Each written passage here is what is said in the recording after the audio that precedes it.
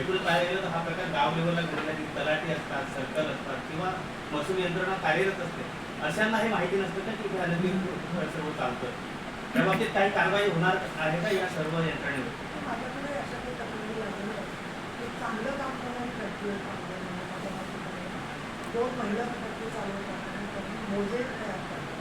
बरेच महिलांनी कामगार त्यांच्याकडे जाऊन म्हणजे कामगार संघटना करणं प्रत्येकाचा अधिकार आहे.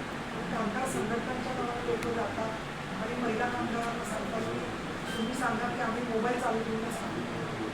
तर मला तुम्ही सांगा की शिवण काम असेल, फॅक्टरीचं काम असेल, 2 तासांनी 1 तासांनी घरी मोबाईलवर बोलून परवानगी होणार.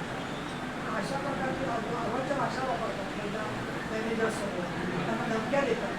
मग अशा गोष्टींच्यामध्ये सुद्धा लक्ष त्या माहिती असून त्यांना सुद्धा निष्प्रभ का होते त्या दृष्टीने सगळ्यांनी एकत्रित काम करणं गरजेचं आहे. आणि म्हणून त्याचा समन्वय पालकमंत्री स्तरावर, विभागीय आयुक्त स्तरावर, जिल्हाधिकारी स्तरावर जर का झाला तर त्याच्यामध्ये आपल्याला परिणाम काही स्पेसिफिक